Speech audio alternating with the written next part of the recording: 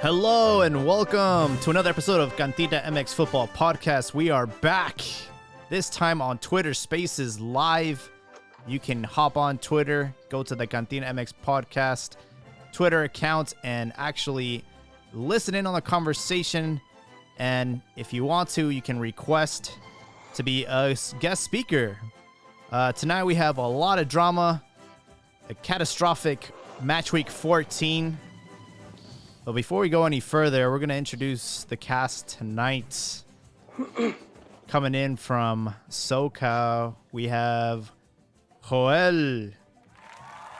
Joel, how we doing tonight? Hey, what's up, gents? And I'm doing good.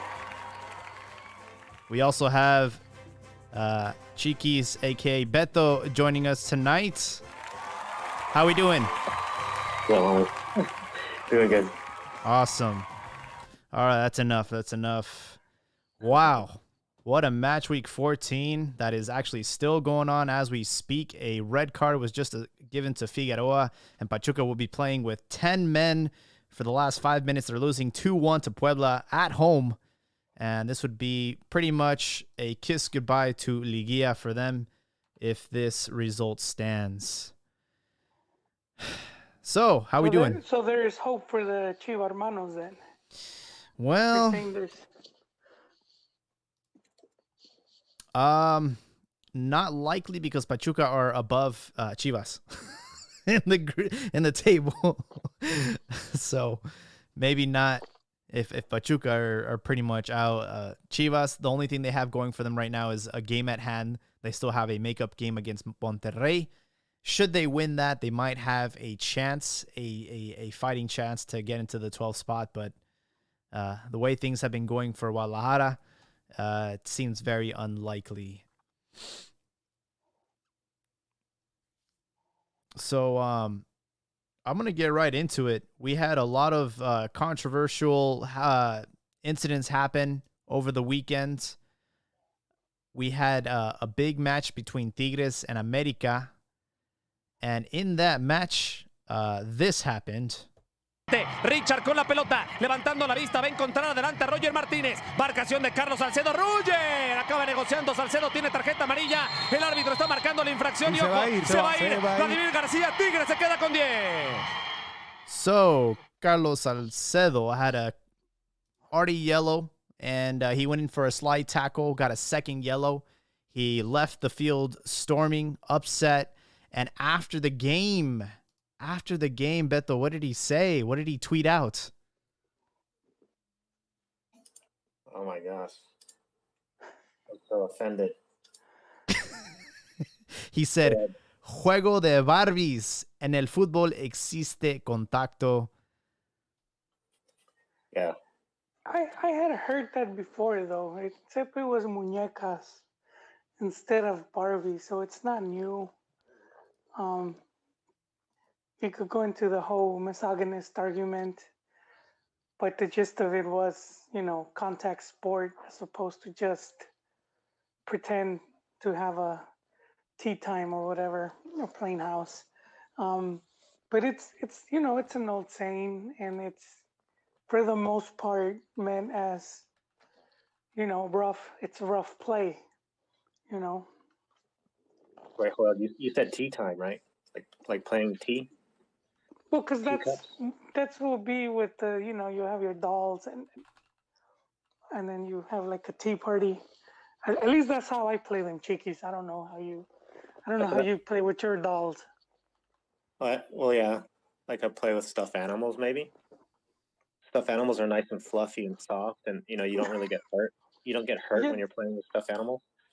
But we gotta to get some more context on because Joel, like I'm probably more pocho than you guys. Joel came up and said he's heard that before, and that's a pretty good comment because Eustace heard this before as well. He said in a tweet he grew up playing football in Mexico, that this is a phrase that's used to say that you're a niña or you're gay, associated with fragility, that it's indefensible. So the whole thing is Mm. what he said is referring to women, or referring to femenil, or referring to playing like a girl, or things like that. But when I initially heard it, and goes back to like playing with stuffed animals or whatever. What's up, Mm-hmm. Pat? Is that you're not having contact, you're not hurting yourself, you're not gonna, Exactly. get a bruise or anything. It has nothing to do with sex, has nothing to do with women or anything. Of course, maybe, I mean, can boys play with Barbies or no? But of course, Barbies is probably mostly played by little girls, and so you can grab that context and like victimize yourself that way. But I think the point is that he means there's there's no contact when you're playing dolls. There's no contact when you're playing with stuffed animals. You're not going to get hurt. But in soccer, which I believe he deserved that red card, there is contact, and it's a sport of contact. The only problem, which is sort of another problem, which somebody found, you got to look at people's likes. So they looked at his likes, right? And he liked a comment that said, "Fue lo mismo que dije yo, Titan. Esto es de hombres." So that's going into something else a little bit. Whenever you say "esto es de hombres" and Salcedo liked it, that's bringing in sex into the picture. But you could also say that whenever you're doing stuff that's dumb, like you talk about little boys and little girls, who's more likely to like bang their head against the wall or fall down there and bust their face on the ground or something? Like boys, because they're all like rough and doing ridiculous dumb things. Yeah. Well, I'm just gonna add, there's more than one take, so it's hard to say this is what he meant. It's always gonna have people are always gonna have their own take on things, and the way they use words. Yeah, can I just add something?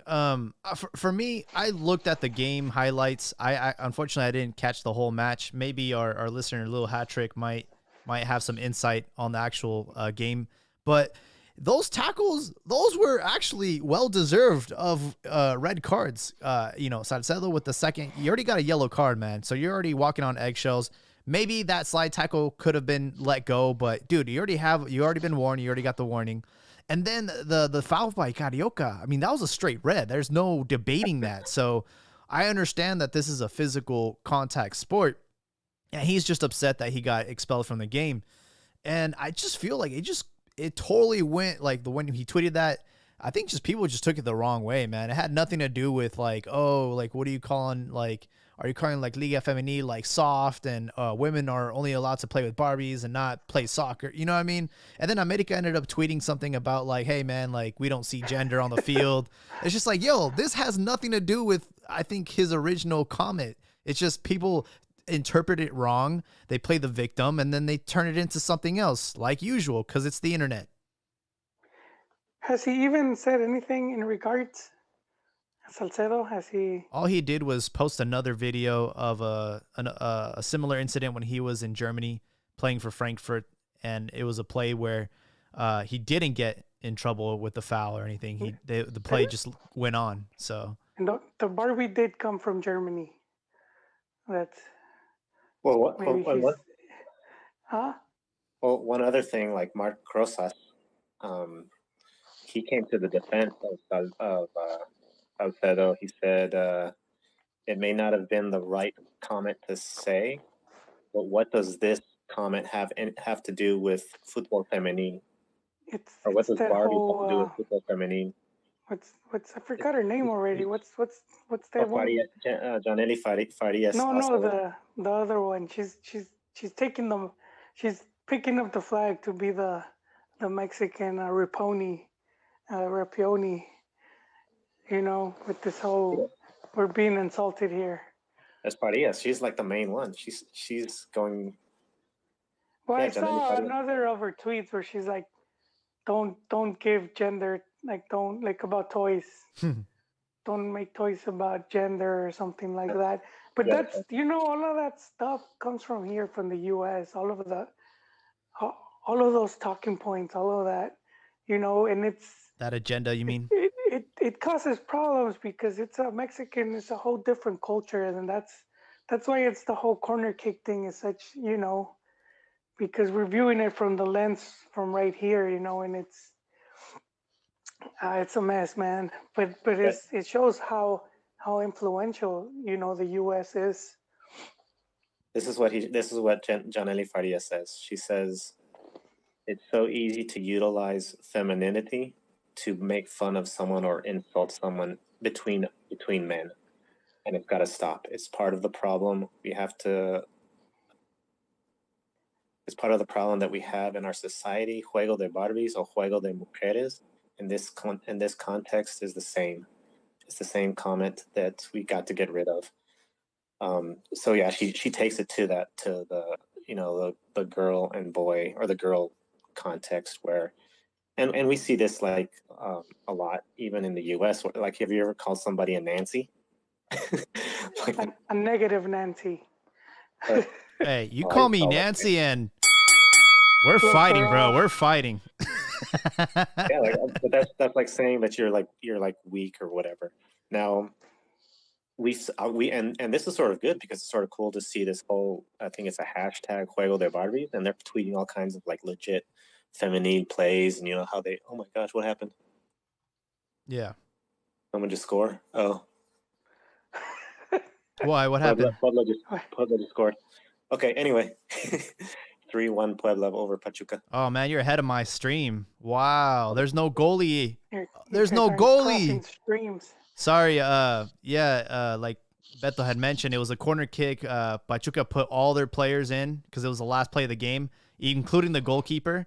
Got cleared out, and then Puebla scored from their own half. Incredible. 3-1 Puebla over Pachuca, 96th minute. Yeah, the goalie. But anyway, like I was saying, it's good to sort of see all these. I mean, in a certain aspect, it's good to see this reaction of Juego de Barbies hashtag, and like the nice clips of. There was I think I mentioned in the last podcast, this one clip. I think it was in WSL or somewhere in Europe, maybe, where she did like a bicycle kick, and that was pretty legit, man. So there's some good stuff to see from there, but I think. To a certain extent, yeah, we got to get rid of certain things, but I think it's taking it a little bit overboard with all this sexism stuff. Yeah. Welcome for those that are on the Twitter Spaces with us, joining live. If you have some comments, you got something on your chest to say about what happened, the incidents that happened this weekend, you can actually request to speak, and you guys can say your piece. But yeah, I just feel like it was a little bit blown out of proportion. The reality is, Tigres are also having a very poor campaign. They're right there with us and Pachuca as far as the bottom half of the table. They're in 13th position. So, they still have a chance at Liguilla, but it has not been the right campaign for them. It seems like their peak this year was playing against Lewandowski in the Club World Cup. I feel like their interests have been divided, at least. Kind of going over some of the results. Let's just go in chronological order. Necaxa, despite their aggressiveness, were not able to win. In fact, Pumas with Juan Pablo Vignon scored in the 81st minutes. This is your team, Chiquis, man. What happened? That's like a tough away game, and the Fracaxa, of course, fails. But they're doing good. I mean, they had some good opportunities. There were some good blocks by the goalkeeper for Pumas, and they just got the nice. That was a nice play, actually. They just got the nice transition, and on one of actually before, like in the first half, there was some nice opportunities that looked like Necaxa was really pushing forward. They just couldn't get the goal, but they pushed forward on one opportunity, and Pumas almost had a chance, like on a break, but wasn't able to. I think Dineno sort of failed on the offensive side where he had an opportunity to score, but yeah, that play was a nice little wall pass there, and they were all in motion, running into the space and got the. Oh, it was a beautiful setup, man. Yeah, a little heel pass, I think, and just a nice finish outside the 18-yard box. Pumas win. puts them right there, right at the, it's like graduating with the D+. Pumas in the 12th position. As of right now, they would be making the repechaje for Liguilla. So a big, big victory for them. And while we're on the topic of Necaxa, what is going on today? There was rumors about a investment from El Norte, including Eva Longoria and Mesut Ozil. There's some rumors about them acquiring 50% of the club. What is going on with that?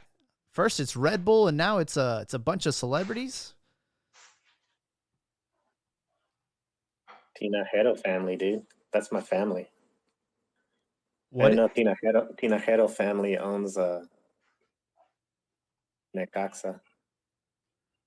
I like the comments from the logic behind choosing Necaxa. Explain that to me. Yeah. Are they like, they're like one of the smallest clubs, man? I mean, as far as like, but you could just buy the franchise and move it. Like, you don't have to stay. Necaxa was in the DF. Yeah. They moved to Aguascalientes. There was talk of moving back to the DF. Well, but there's no reason why they can't move them to some touristy hotspot, put them in Cancun or whatnot. I hate to somewhere where they have their vacation homes. I hate to stop you there, Joel, and that's a very bold assumption to make, but Necaxa tweeted out like 40 minutes ago that yes, the rumors are true. We're not selling the club. It's an investment group, and that they're not going to be rebranding. They're not going to be relocating, and they're not going to be changing the name of the club. So, Well, yeah, probably not relocating right now. Damn, yo, that's exactly what I was about to say. Go on. That's Lil Hattrick. What's going on, man? Yo, what's up, guys? What were you about to say? Just that they were allegedly not supposed to move, but I have a question. What do you guys think this means? Because I think we all kind of I would say we all kind of felt like when Atleti got involved with San Luis, I felt like we all thought that they would be making some bigger moves. And I feel like it's just been a disappointment. So do you guys think that this is going to be something like this? Or do you guys think that like it'll actually, like make the league better, make the team better? What do you guys think? It's a good I question. think it depends how much they invest, how much they're willing to invest. So it just comes down to how much money. It doesn't seem like Atletic's putting, they're using their spare change. Yeah, I mean, if they're pulling like 5 to 6 people together, I mean, especially like the franchise is not worth that much. They said 9 figures, so it's anywhere from like 100 million, but it's not going to be anywhere close to like a franchise that would be in the United States, like an NFL team or NBA team. I do think it's interesting though, because why Necaxa? You know what I mean? Like, that's such a random club to do it at. It's not like they have like they're a storied club. I mean, like more story than a Juarez and a Mazatlan. Yeah, I mean, not trying to disrespect them. Like, I understand. I understand that they had history. What does Eva Longoria know about Necaxa? Yeah, that's what I'm saying. Is this also gonna start? Is he gonna? Do you guys think he's gonna end up playing there? Who? Ozil? Oh yeah. No way, dude. if he wants to, as like owner. I was He's more gonna make himself the highest paid player in the league. The thing is, his eyes will be offside every time. If Chivas registered like what was it, a 65-year-old dude? You guys remember the when they registered the old dude? And I'm ashamed of myself as a Chiva. I can't remember his name. I'm not sure. The viejito and he played like half a minute. You guys don't remember that? Wait, you talking about Chivas? Yeah, man. Oh, you're talking about Chava Reyes. There you go. His homage game. No, I'm almost there. Hey. Hey, America did that too. It's not every day you see someone that old. Cuauhtemoc was out there with his big old belly. Remember man, he that? still had some gas in the tank, man. But I think Morelia just let him like walk there. They just opened it up. You know what this is? This is just like those NFTs, those non-fungible tokens. Everyone's just gonna buy Liga MX teams to launder their money. I think that's just what it is, man. Like it's a very questionable move. Maybe they have some insight. I know this rumor about having a joint league with Yes, MLS they beat me to it. and Liga MX. They were talking about trying to do that. There's no more relegation in Mexico, so your investment is safe. It's not like you're gonna. Necaxa are in dead last. So it's not like they're putting millions of dollars into this club only to see them go to the second division. That's not going to be a thing anymore. So I can understand that maybe they have some insight. Maybe they're trying to do this joint league together, and they're just an early investor, or maybe they're just money laundering. Who knows? I'd be okay with that if they make the league better. Yeah, I don't And know. as long as they don't touch, like the Chivas and the America, like the most important clubs. As long as they don't touch them, and they might get a little Necaxa, Juarez here and there. Like, hey, that's all good with me. Can you imagine a Necaxa turning into like the Man City of Mexico? Like they just start buying ridiculous players. You're like, how the hell did we get Cristiano Ronaldo to join?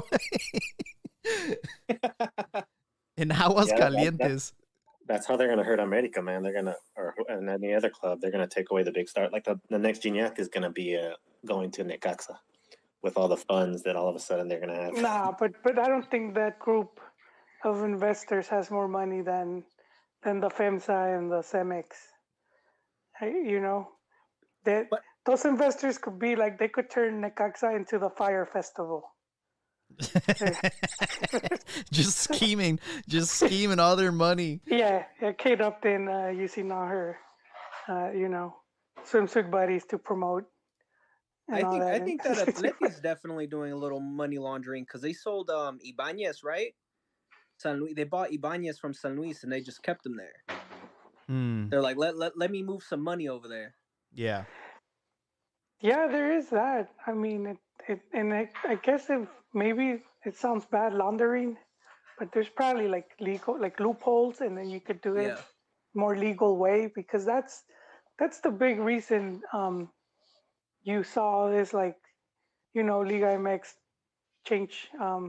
What's one of the big reasons they changed the rules of foreigners, and it went from, there was about 80 something foreigners in 2016 to about 180 by 2019. And so, and a lot of them, we're not even gonna,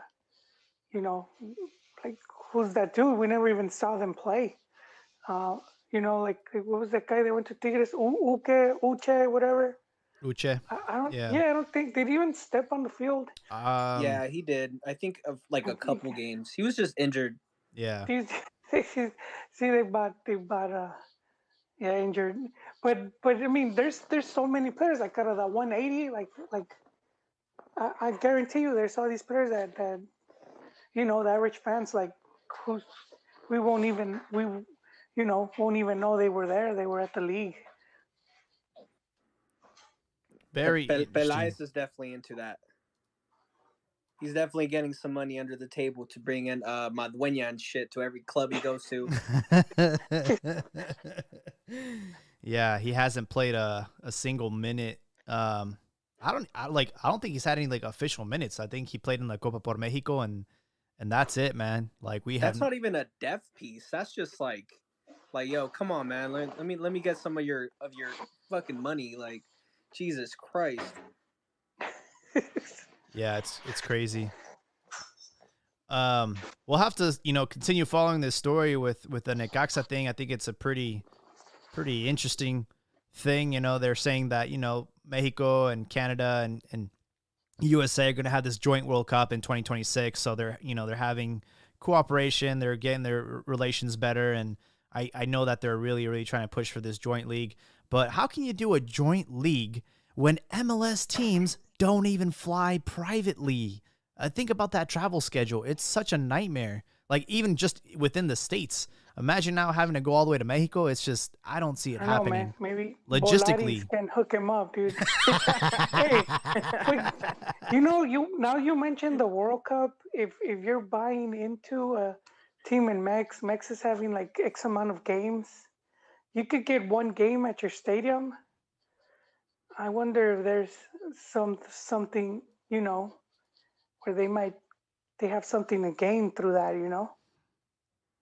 We'll see, man. We will see. Have a trivia question for you guys as we segue into the Chivas Cruz Azul game. Vucetic came out playing to not lose. Line of 5, questionable lineup. Had Macias sitting on the bench. In the end, it was not able to stop La Máquina Azul. They won 1-0, making history as they have won their, is it their 12th consecutive? Wait, they made history or they tied Leon? Well, I was going to ask you guys, what two other teams have done snap. 12 consecutive wins in a row in Liga MX? You already got one. You said Leon. Who's the other one? Got to be like Toluca. I'm going to guess America.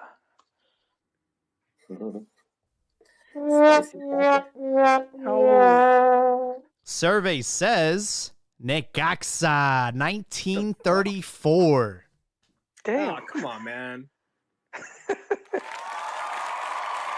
Yeah, that's crazy, man. It's like all coming full circle. You have Necaxa being bought out, and then Cruz Azul achieving the 12 in a row. Do you think, they'll stand alone? They play America next. What a game that's going to be. Do you think they'll do it, or do you think America's going to stop them? That's a really good. That to me, it's the preview of the final. I think it should be a really good league final. I don't know, man. America's been,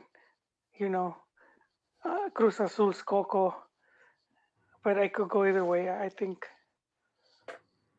You wouldn't want anybody else, right? If you're going to go for this history, being the only club to win 13 in a row. They should have just lost to Chivas then, just for that. just to deprive America from. I mean, everybody thought would be the ones to, because we broke Leon's streak.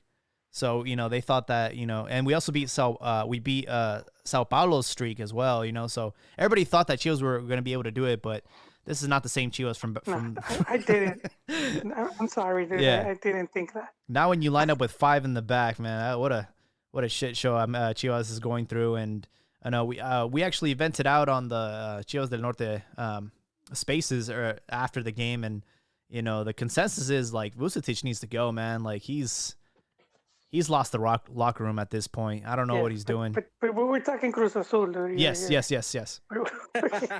Look, he just always gets ahead of himself, man. Yeah, he needs. Jaime needs this. It's therapeutic for him. Yeah, but I think it's gonna be a good game. Honestly, like I can't definitively say that America's gonna win. Hopefully it's just gonna be a good game. I just hope that regardless of the score, that this is just like you said, Joel, like this is probably like the final, right? That's what we kind of all think that's gonna happen. It's gonna be the final, or they might meet in the semifinals or whatever. I'm just hoping that it serves as like a precursor, and it Solari like takes this and he's like makes a game plan and sees like, oh, like this is our weakness against them, so let me fix it or whatever the fuck. Like I don't want to lose, right? But maybe a tie won't be bad, because 12 wins, like I'm kind of scared. I'm not gonna lie, I'm a little scared. Yeah, Solari's been, man, I think it's close between him and goddamn, man, me and my name. Reynoso. Yes, there you go. Him and Juan Reynoso for coach. But I've been seeing some stuff about like with Solari and some of the changes he made at America, stuff that like he makes the team has to have breakfast at the club and training before a match day, and they don't know who the starters are gonna be. So he seems to have the players just on point. All right, I'm just gonna say, Cruz Azul were actually supposed to play against the team from Haiti tomorrow. But they have said that they actually can't afford the flights, the travel. It's 150. Cruz Azul or IT? No, Who can? the team from IT. Sorry, they can't make the Okay. trip, and they've already let CONCACAF know that they're probably gonna have to forfeit that match. So Cruz Azul is gonna come in fresh for that match on Saturday against America. But I'm just gonna say it, man. We always look at this Cruz Azul team. We saw it happen last year where they imploded. You know, they don't have the mental capacity to overcome their. I don't know what it is, man. It's like they're just mental midgets. I think that game against America is going to be so crucial for the rest of the season. If they lose this match, I think that's it, man. They're just going to implode, and the memes are going to come in, and the social media, everything's going to just like always, man. Like always, just like clockwork. I feel Cruz Azul are going to like have a fracaso after this if they don't win this match. I think if they win this match, they win the league, man. I think that's like the last hurdle they got to cross. No, I hope not. Jesus. This is just regular season, man. Cruz Azul has been through so much humiliation. They're used to this stuff. They can handle it by now. I mean, they had Moises Munoz score a golazo against them, and that's like the worst humiliation you could ever. Okay, dude, that was like 7 years ago. What happened in 2018? They lost again. And then what happened? Yeah, and then what? Because they're boogeyman. And then what happened last season in the semis? They lost to Pumas. Then accusation of match fixing or whatever. Yeah, bro, come on. There was no match fixing, man. Just the accusation. Just the accusation itself. Well, yeah, but because that's how bad they were. Like, hey, I have my aluminum, my tinfoil sombrero on. I think there could have been something there. Sorry, Chiquis. Not that Pumas can do those Herculean tasks, but Liga MX is not above that type of stuff. Hey, dude, I'm a fan of the betting, dude. Imagine what the bets were like at Caliente. Just not even for to win, but to win the series for Cruz Azul. Yeah, dude. I mean, Pumas to win, to turn it around. Yeah, not taking anything away from Pumas, but I'm a fan of Hector Huerta, and if he's, he has some sources or whatever, just like I'm a fan of Alvaro Morales. Oh, those God. guys are soft, man. No, my big, just one of the main reasons why I'm willing to believe that could have been was because Alvarez and all those crooked, and we know they're crooked because how they're wanted by Interpol and all that. But those dudes were like on their way out, and they needed some extra money to put away on their offshore IT accounts. They might be going away for a long way, and that's, man, that must have been a nice payout if they did it that way through the bets. But how much do you think they would have to pay out? Because it's like they're in the semifinals. Who do you have to pay, and how much do you have to pay to make that happen? Yeah, there's no way, man. There's no way there was a it goes through the game. promote. Well, it could, because it goes through the promoters, it could where the player promoters and all of that, and we have someone that wants to join in on the conversation. I'm going to add them very quickly. Rigo. See if he connects. What up, Rigo? Rigoberto. Is he here? Oh, he left. No, he's here. Talk to us, Rigo. He has a teddy bear and a banana. He's one of you guys'. No, that's a different Rigo. That's a different Rigo que nos traicionó. Ooh.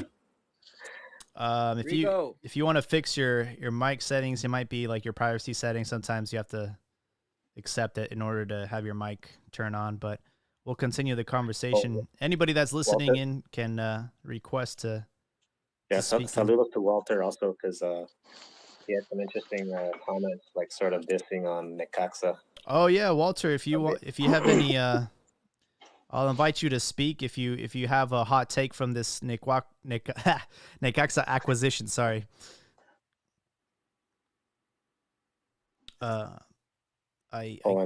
Albert. Tocayo Albert. I invited him to speak, so he should be getting a. Edith is listening also. Can you guys hear me? Oh, hey, yeah. Yes. Hey guys. I'm about to run on the treadmill, so I just wanted to listen to you guys while I run. But yeah, I mean, if you guys want my thoughts, I'll give them to you real quick if you want them, if you care. Yeah, let's hear it, man. Yeah, I mean, that's kind of interesting little deal there, right? Some little shockwaves on both sides of the border.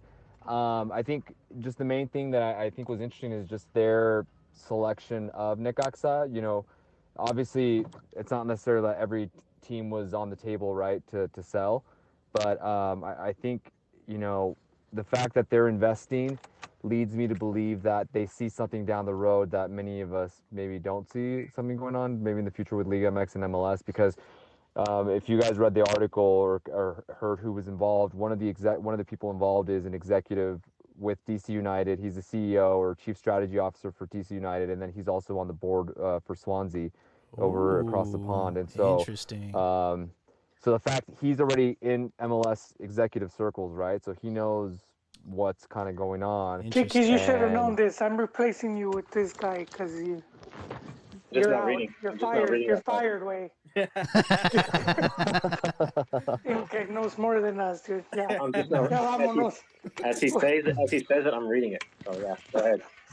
So anyway, so I just think, you know, because other than that, like, you know, that's probably not the first club that would come to mind if I'm looking to make an investment. But then again, too, like maybe it's just an easier process with Necaxa. It's an easier entry level, you know, from a price point, because they're definitely on the more affordable end, right? Just in terms of, you know, MLS Liga MX values. And so I think if they're looking at it to make money, then they're probably hedging or betting on trying to generate money through the U.S. through TV rights. And the only way that's going to happen is either Liga MX decides to finally sell their TV rights as a bundle in the U.S., or eventually there is going to be a merger, and they're going to be able to capitalize on that by getting in early in that deal. And so if neither of those things happen, then I don't know how they're going to gain relevance in the U.S. I mean, even Alejandro Iraragorri said, I think what was it last year? I think more than half of their revenues are coming from the U.S., and usually the bulk of that, 90% or more of that, is coming from TV rights. And so Necaxa would be at the bottom of the totem pole right now, realistically, in those TV rights in the U.S. with TUDN. And if you guys remember too, I think it's just even recently when they actually finally got visibility or TV rights to have their home games on TUDN in the U.S. after they were promoted. It took a while for them to actually get their TV rights set straight.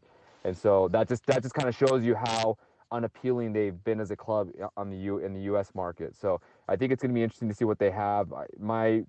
You know, or unless if they're not necessarily looking to make a return on their investment right away, maybe they're looking at it as a long-term strategic thing, as like City Football Group by owning multiple clubs around the world and trying to create like pipelines for Fuerzas Básicas and all that, and being able to sell players high and train them. Maybe they're looking at it that way and not really looking at as a way to, you know, generate a lot of money just to kind of, you know, create a market for players maybe. But I'm curious to see what you guys think about all that. Those are just some of my thoughts. Thank you, Walter, with your insight. Amazing. Quick question. Do you think they need a sort of big name signing to make an impact in the U.S.? No, I don't think so, because I mean, look at what clubs would you guys say in Mexico made a big splash signing that resonated in the U.S.?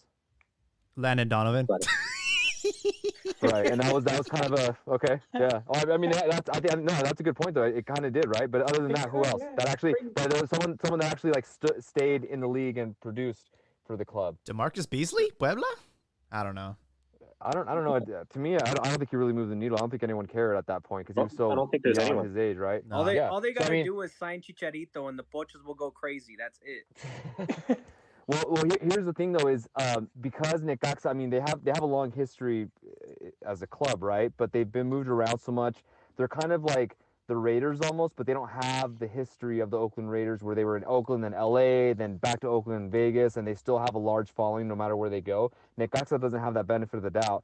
And right now where they are, they're from Aguascalientes, where you're talking about total population with a state of like I think 800? less than 2 million. Yeah, it's something really small, It's right? like And then Like and 1,000 then, and then yeah, sorry. no, yeah, you're right. And then aside from that though, is you have to think about with the most popular clubs in Mexico that are popular also in the U.S. have a large following because of immigration, because they're from those regions. And so you think about, the Rayados and Tigres, they have a really strong following where? In Texas, because it's right by their border, right? Yeah. And then same with Santos Laguna, they have the benefit of the doubt too, because over the last 15 years they've won championships, but they've also increased their presence in the northeast part of Mexico, which is right by Texas, and so they've had that benefit. And then Tijuana being right on the border, and so. But can you say that about Necaxa all the way down south? No, they would probably have to move back to the FA. Yeah.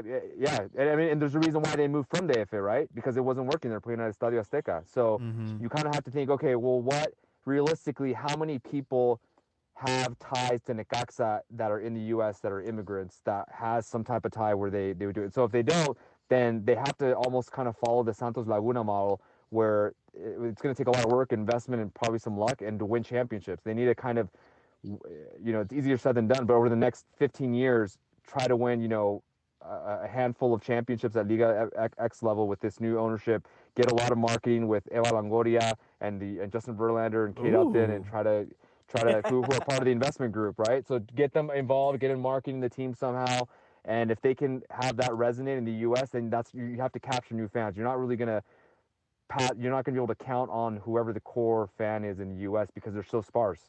In the U.S., for me, myself personally, I think I could probably count on my hand how many Necaxa jerseys I've seen in the U.S. in my whole life, or Necaxa fans. That's how sparse and just relatively smaller they are relative to any other bigger clubs. Don Ramon was a Necaxa fan, right? That's the only and some Salvadorian that I used to play on Sundays with. He was. Those are the only two people I know that are Necaxa fans, and they fell in love with Luis Hernandez' long, luscious hair, and Gautemo and Aspe and all those big names in the mid '90s. But you know what too. Now that you mentioned that, maybe they can tap into the Ecuadorian fan base in the U.S. with Aguinaga, right? Yeah. From back in the day. But I mean, realistically though, so you know what I mean. So there's a lot of challenges there. You don't have, so to be in the U.S., okay, you're not gonna be able to count on immigrants from Aguascalientes or people that you can't find where those fans are. They're so spread out throughout the U.S. And so you're gonna have to be really creative. And so that's why I don't think the investors are dumb. I don't think they're like, oh, let's just pick a Mexican team. We'll be able to do whatever we want in the U.S. because they're Mexican. I think they have a strategic vision. So I'm curious to see eventually once this thing closes, assuming it closes, what their vision for the future is. And again, it's only a 50% investment. So maybe they're just kind of testing the water to see how it goes and try to implement best practices from the U.S. and EPL and see what happens from there. So anyway, first time, a long time listener, first time caller. So I'll hang up and listen to you guys. So in other words, from what I'm reading, good stuff, man. I think Walter was onto something with the Eva Longoria thing, man. I think that's their best move right there. Yo, look desperate. Look at where Jaime goes, man. Desperate housewife, Dude, wearing nothing but a Necaxa jersey. Oh, oof. Didn't we just talk about this, man? Didn't we just? Yeah, man. We need to hashtag be better or something. Hey, I'm willing to switch my stripes. Canceled, I'm willing to switch they're the same stripes, it's just. Cambia rayas. Another cambia rayas there. I'm kidding, bro. I'll never ditch my Chivas, even if they're the worst thing in the world right now. Rigo has requested to join again, so I'm gonna give you a second chance, bro. Is your chance to shine? Oh, and I think he just left. Can you hear me? Ah, there he is. You can hear me? Welcome to the show, Rigo. What's up, you guys? How's it going? Few fans of Necaxa or even people that are from Aguascalientes in the U.S. You don't have a bunch of fans because it's not a big club, because it's not a club that's had success.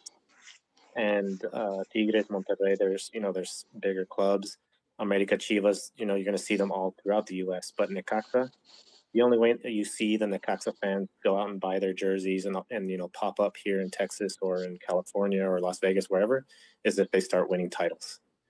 And I don't see that happening. And so even I have then, no man. idea what their strategy is. even then, they can go right now. They can go on a tear and win the next 5 titles. Do you really think people are going to bandwagon and switch sides? No, man. Yes. Yeah. I think they will. I agree. I can see a lot, especially of the youngsters, you know, a lot of the youngsters switching sides before they're too committed publicly, like I am with Chivas. No, but yeah, it's an interesting project. I was hearing you guys talking about the Cruz Azul America game coming up this weekend, and I just wanted to mention, like, if we're talking about, obviously the season that they've had is amazing. Solari, I think he's probably like this is his first season, so I don't want to go ahead and say he's the best manager in the league, but he's you know he's really impressing me. And Juan Reynoso, he's doing great things. He did great things with Puebla too. Um, Speaking of Puebla, they're doing good choosing their managers lately. Like they chose Juan Reynoso, and he did a good job there. And then Cruz Azul picked him up. And then now they chose Larcamon, and he's doing amazing things now. So it's like somebody is getting it right at Puebla with the managers. I wish What was they that would work for bald-headed guy Chivas. they would always hire? Chelis Chelis. got Long kicked out gone are the of days of Chelis. he got kicked out of Vegas Lights, if I'm not mistaken. Yeah, Chili's he was with their Joel coach Wiki. every other season. He was their coach. Exactly. But yeah, I mean, 2 top coaches. And what would you say? Because I know I don't watch every single game. Well, I watch every single America game, but I don't watch it in detail. I know Lil Hattrick does. What would you say is your weakness right now? What are you afraid might happen this weekend? You know, how do you think Cruz Azul can beat you guys? Exploit Nice them. try, Juan Reynoso. Nice try. Don't answer. Don't answer. Yeah. I think honestly, let's see. Cabecita plays on the left, right? So then Jorge would have to defend him. That's the avenue right there. That's it. That's all he has to do. Because Jorge is like he can be such an incredible player, and then he'll just make the dumbest mistakes. And I feel like there's lately, for whatever reason, he's been playing kind of badly. They've been just getting over him really easily. I just think that's where they might get him. And I mean, look, Cruz Azul. Once you start looking, because they have, I would say they probably have one of the best midfields as well. You know, like as America, Cruz Azul, and who do you want to say? Maybe Monterrey. Like Monterrey, they're yeah. up there, and I mean, man, they can score. And America defensively, like if America doesn't win the midfield battle, then I don't think they can win because the defense. Dude, we have this last game. Bruno Valdez and Aguilera started. We all know how bad they can be.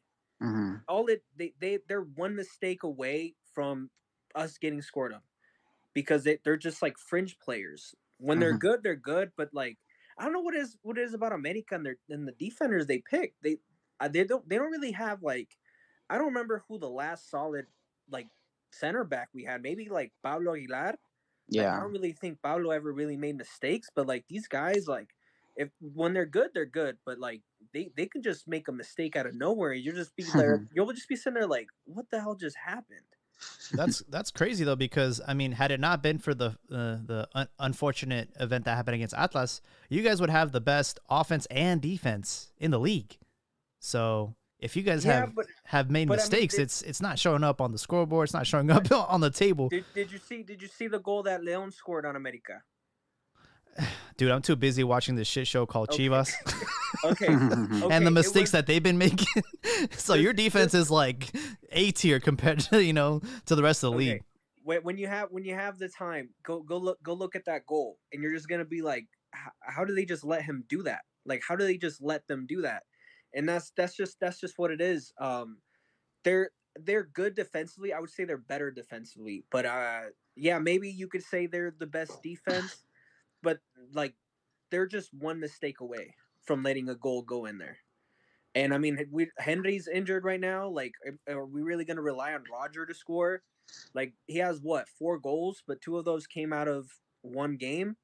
Like, we have like no reliable scorers right now. Ooh. And so if we get behind, Gio Dos then Santos? it's Come on, man. exactly. You know what I mean? Exactly. The Belinda That's who we have. heartbreaker? Come on, man.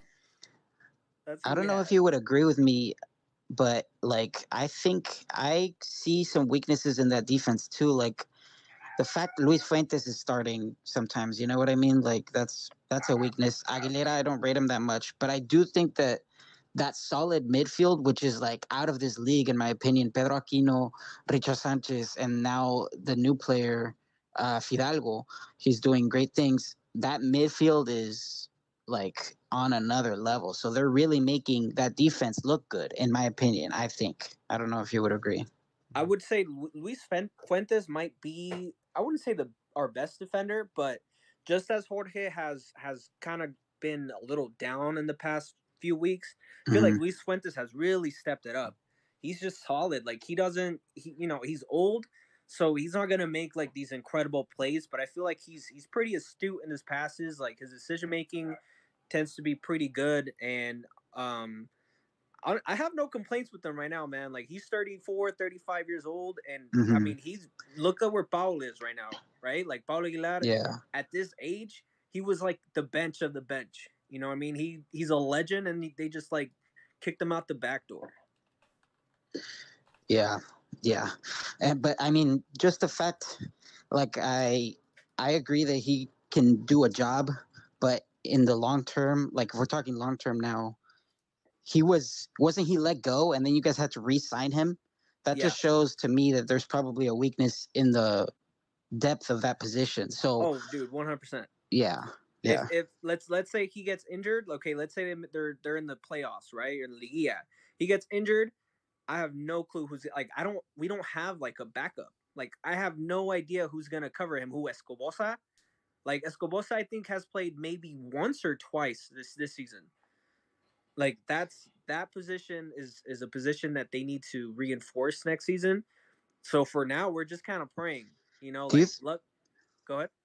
Do you think Solari is the type to look deep into the youth squads, like the youth academy, and find a player? Like, do you think he's foreseeing that as like something that he has to be looking for in the academy right now? Like, how many youngsters does he use? He's not really. I would say they're in like the first team. They're not starting right now. I do know that a lot of them do practice with the first team and whatnot, but like I can't give you a left back. I just can't. There's nobody that would say, you know what, if Luis Fuentes goes down, we got a guy that can cover him. We have nobody. Like that's the type of roster that Miguel Herrera left. Like I don't know if you guys remember, well, I mean, okay, you guys are Chivistas, right? Except for Chiquis over there. When who was it? Baños, he said that we weren't gonna sell any players nationally, and then he sold Aldo Cruz. And now Aldo Cruz is a left back who was sold from Tijuana to Tigres, and he actually started against America. So it's like we have like nobody. I don't know. They've made really stupid decisions, and so right now we're just kind of praying that everything is fine and that people don't get injured, because if they do, then it's over. America has had a really good cantera though.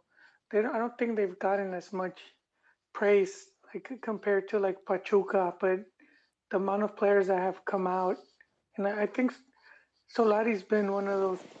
There was like a thing on the coaches influenced by Bielsa, and Solari was on the list.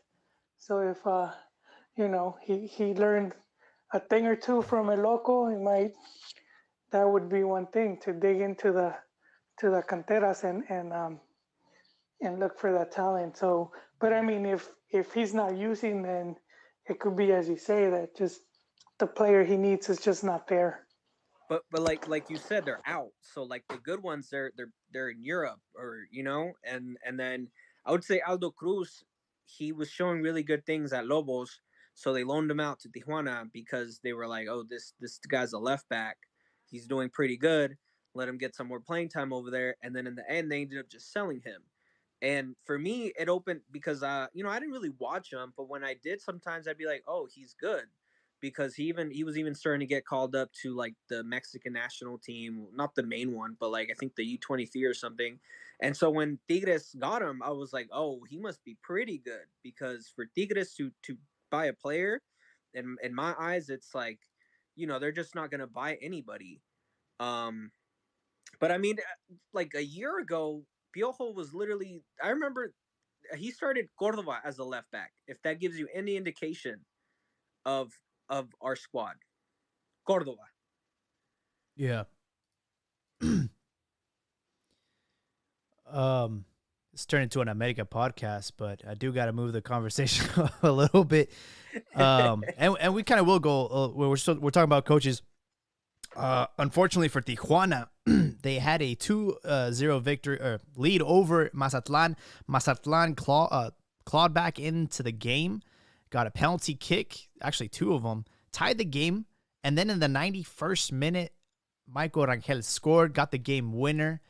And after the match, Pablo Guede, he basically quit from Tijuana, so he has been let go, and there's a rumor that Piojo is going to take over the realms again. And Joel, I think you have something to say about that. Just to me, it's a step back. I don't think he should be in Liga MX. I know he's not liked, but his track record is very good. He gets a lot of flack, but I think he should go somewhere else. Liga MX will be waiting. All those teams will be waiting. He needs to go somewhere else, man. I don't. Where would he I go? don't think MLS? It could be MLS, man. Who cares? Hey, Tata Martino came from MLS. He needs a better agent, but just try his luck somewhere, wherever he could find an opening. You're saying after what he's accomplished at America that he should deserve like a promotion? He broke so many records there, I think, and pretty much he's won what there is to win at the league. So, but just going back to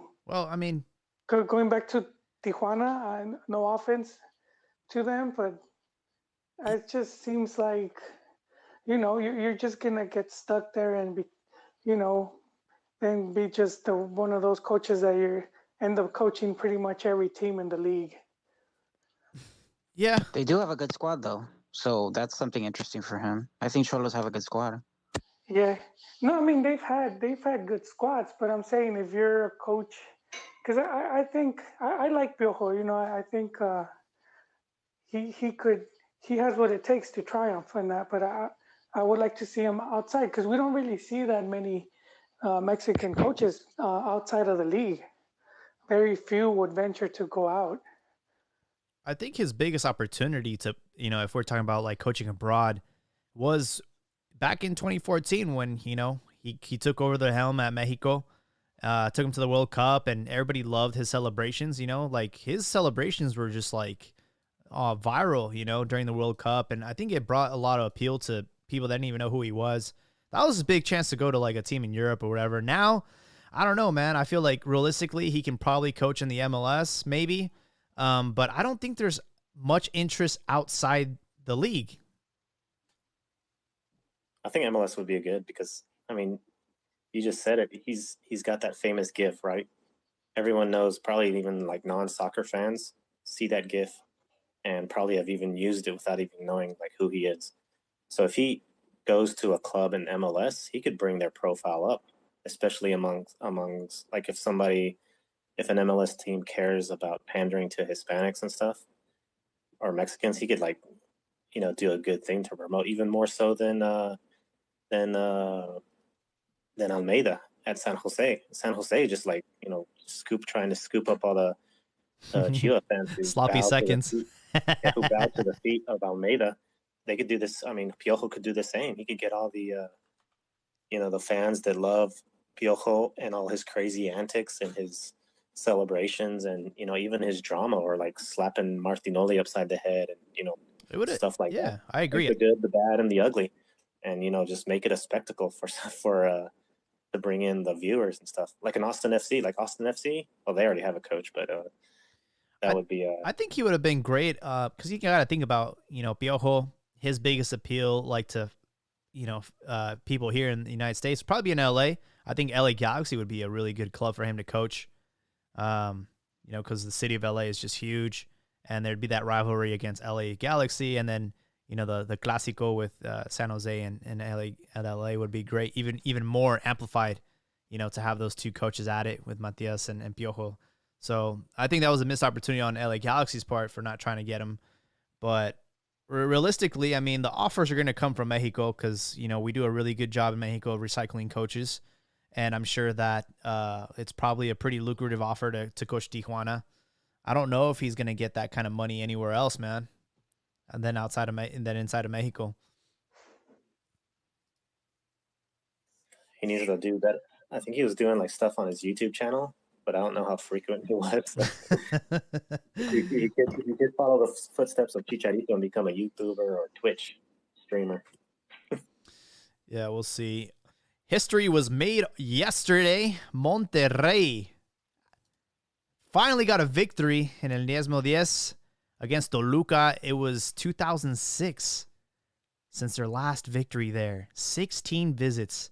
And Rayados, with that victory, they're in third place, And it's crazy to think about the point gap between them and America. It's 9 points. So pretty crazy there.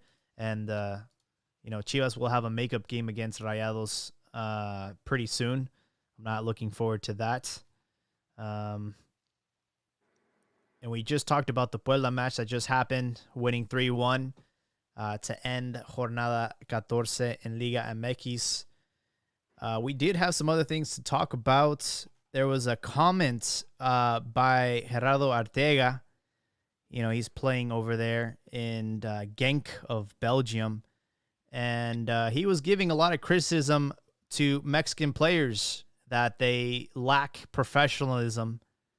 And it's a topic that, has been discussed before here on CantinaMX. But what's going on, man? I mean, you look at players and they're just too comfortable in Mexico.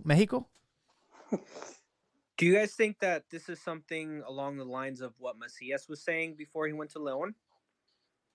What did Macias say? Or when he went to León, actually? Basically just saying that, like, actually, I don't remember what he was saying. He was saying basically along the lines of el peor enemigo de un mexicano es otro mexicano and stuff like that. That when he was at Chivas, the other youth players didn't really like him because he came from like a richer family and stuff like that. And basically that phrase that everybody loves to say, that el peor enemigo de un mexicano es otro mexicano. That's basically what he was saying.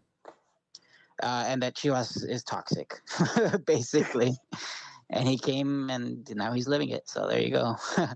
But I didn't actually understand where Gerardo Arteaga was coming from because he said two different things. He said that Mexican players complain a lot and that they're not professional. I can agree with the not professional comment because we've seen it. Gulit Peña, prime example, Chaton Enriquez, all these players that had promising futures. Barbies.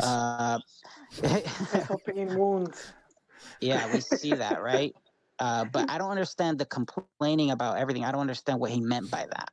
Maybe about the training, right? Unless he was asked, he could have been asked, and then that part. But it lines up what he was saying to what Hans Westerhoff had said not too long ago about how, a lot of the Mexican players, he's noticed that they will complain about the training and how they wouldn't give it that extra if they wanted to make it abroad, how they seem to be conformist, just do enough to be there. And it's kind of similar. It's along the lines to a lot of the stuff he's saying. And I think as fans, I think we've gotten we've accepted that. And I think like Trophies is prime example, how he shows up, he showed up after preseason 10 pounds overweight or whatnot, and I kept seeing fans making excuses for him, and it's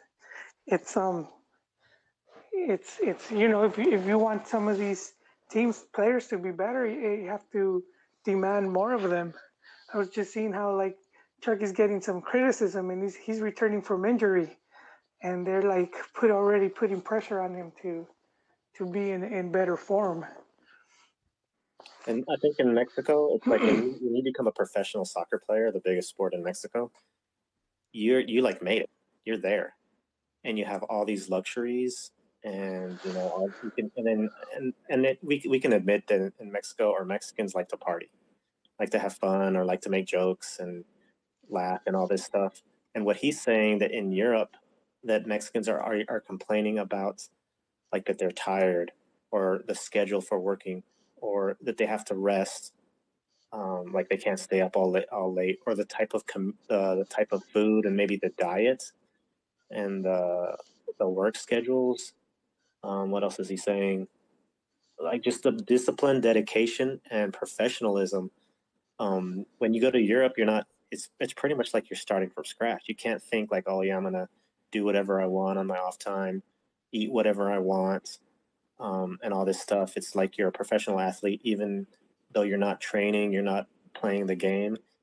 In your off time, you actually got to treat yourself as like a tool of the club, an athlete that's got to take care of itself at all time. You can't go out drinking and partying all night long, even though that's what like the greatest player ever did in Maradona. But yeah, I think that's what he's referring to. Is just, but I don't know who he's actually thinking of, because I can just think of, like you guys mentioned, Gullit Peña or Chofis, players like that. But Marco Fabian. There's a lot of players that went to Europe and they just came back with their tail between their legs. Pablo Barrera, Omar Bravo.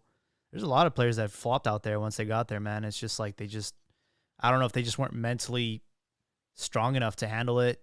You talk about the different culture and the different language and the temperatures and all that.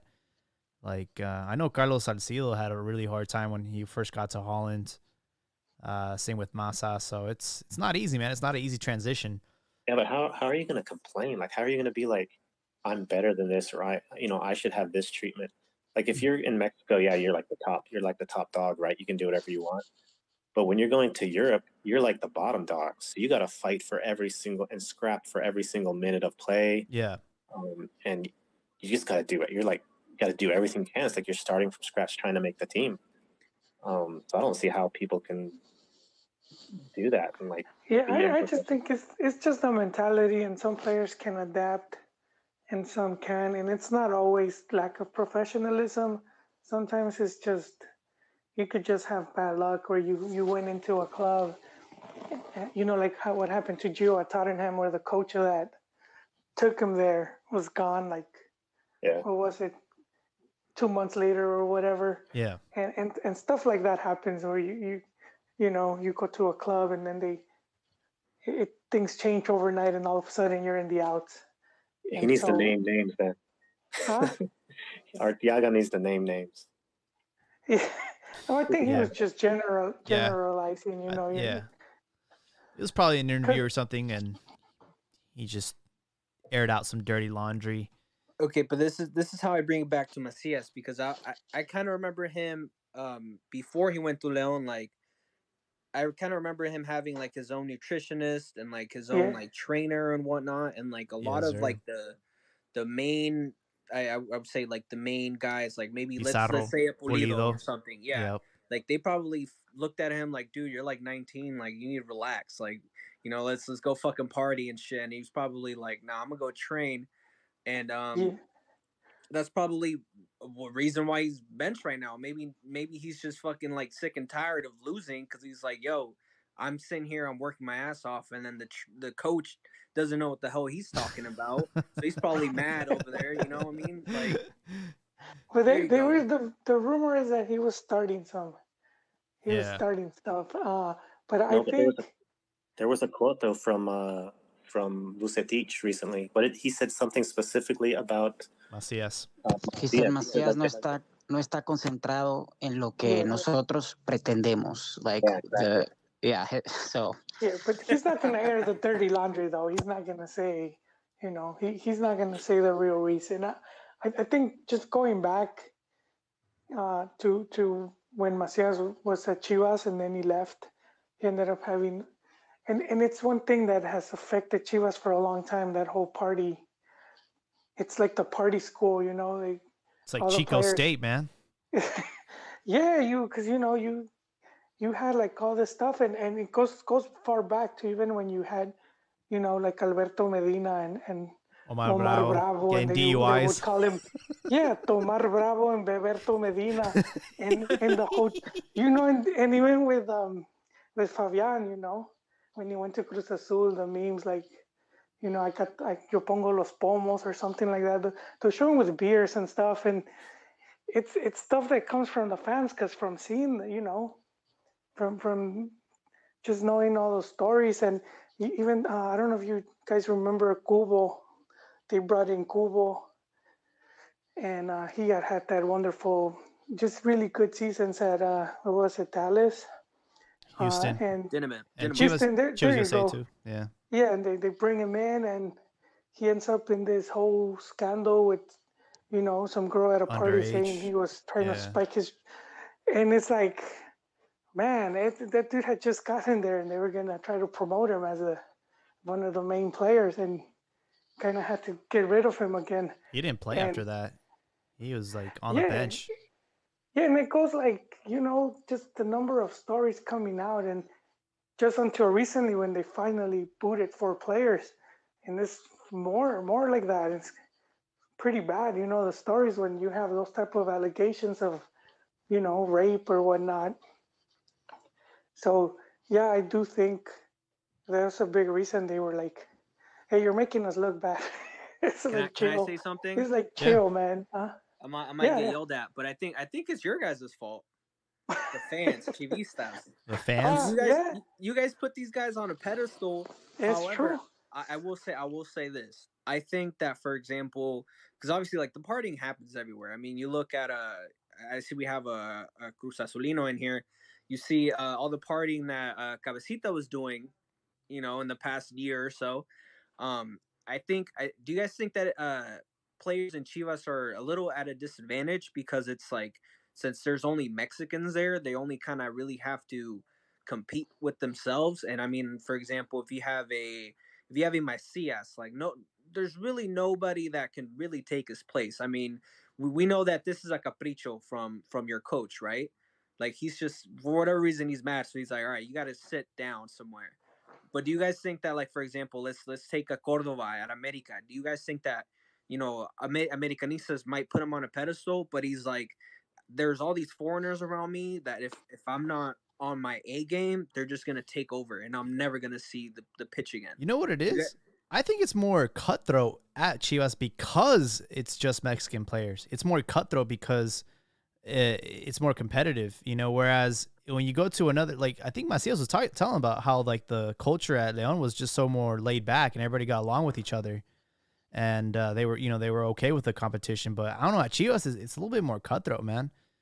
No, dude, I agree with Patrick on this one, man. A Cordova, a Mexican amongst like the whole selection, because Chivas is limiting themselves to a certain selection of players. America and the rest of the teams are not. So a Cordova has to play not only against Mexicans and compete for his spot, but against South Americans and anyone else who's on the club. So if he's not up to par, then he's going to lose his spot. In Chivas, yeah, you could have some competition, but it's just amongst other Mexicans who aren't even the greatest Mexican. They're not the best Mexicans in the whole league. Like, Cordova could probably get a starting position. Other players that are Mexican on other clubs could get in there and probably take someone's spot in Chivas. Dude, like, who can take Alexis true, Vega's place, man? Like, there's nobody on Chivas that can take a spot. Yeah, I know. Yeah. You're right. Yeah. And that's why, for example, all the partying that Chofis did and all the other players, they got kicked out of the team. Antuna and even Chicote were doing whatever they wanted, but they're still there. They got a warning. I think it was his birthday, and they had a mariachi band. And they were singing and they were drinking. Yeah, But Chofis has like 4 years of parties. Yeah. I think he has 3-year strikes left. he was on his last strike, man. And they had an interview on TUDN, now that he's in San Jose, and he was visibly like shook, like emotionally. He doesn't know why what happened, and he's still trying to figure out like what he did wrong, and you could tell that he was really bummed out about the decision that Chivas did, to get rid of him. And he's happy that he's with Macias now in San Jose, and it's a way different culture. He can actually go downtown and nobody knows who he is. There's no press, there's no media, there's no one tweeting, oh look, he's at so and so drinking this. He doesn't have to worry about those that. college parties soon. Oh yeah, dude. And another pool party. No, I completely agree with with you guys' takes.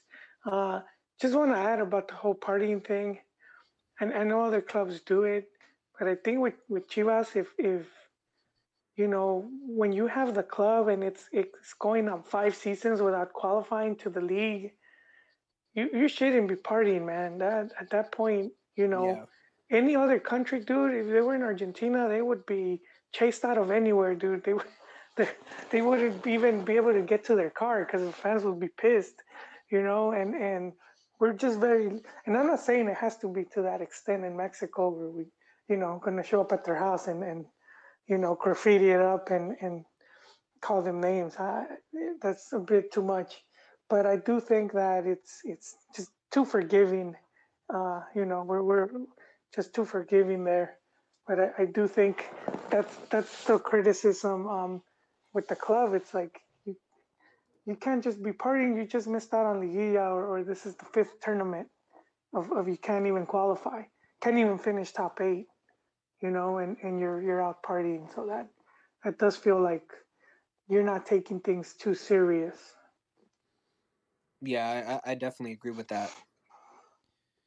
So, kind of on the rumor mill, Johan Vasquez is being linked with Sevilla, which would be phenomenal. Young kid. I mean, he's a player that Chivas could use right now, but if he can go straight to Europe, the more the merrier.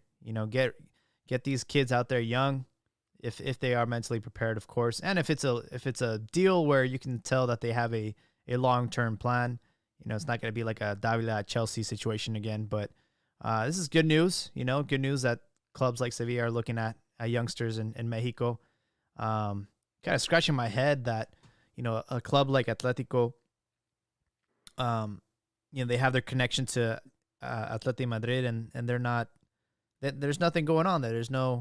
They're not sending players to Madrid, and Madrid isn't sending players to San Luis. So it's like, what's the whole point of having this involvement if there's not going to be a mutual benefit? A money laundering scheme. Yeah. Come on, man. We know. Hey, Chiquis, is Johan actually good or what? I haven't seen too much of him. Like, I think he's okay. He doesn't impress me too much, but let me try to look up his stats. But yeah, he's not like highlighted too much in my view that I've seen of his play. But he seems like a solid guy.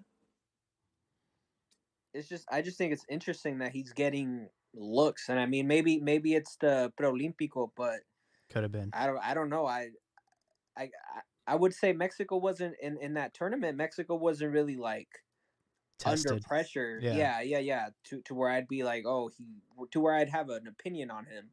But I mean, hey, hopefully he does end up leaving. That'd be great. And I mean, Pumas would end up maybe getting a good lump sum of money, and then they could reinvest that and get back to Liguilla. I'm of the idea of keeping the young talent a little longer, but yeah, I mean he's been a solid player, solid starter throughout this whole season, and I do agree that the team wasn't really tested. And like I mentioned at a previous podcast, I heard a lot of ideas or rumors, I guess, of that Olympic squad not even being how the U.S. was talking about not bringing their A team or their B team. Mm-hmm. It might not have been Mexico's A team. So there could have been some, a lot of changes, and maybe Johan would be one of them. But Yeah, we'll have to see. Definitely.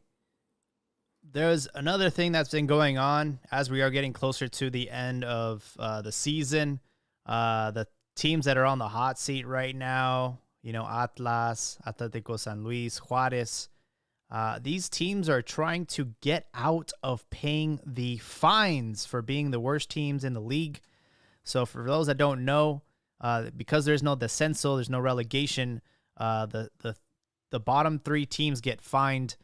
The 16th place team gets fined $2.5 million. The 17th place team gets fined $3.5 million. And the last place team gets fined $6 million.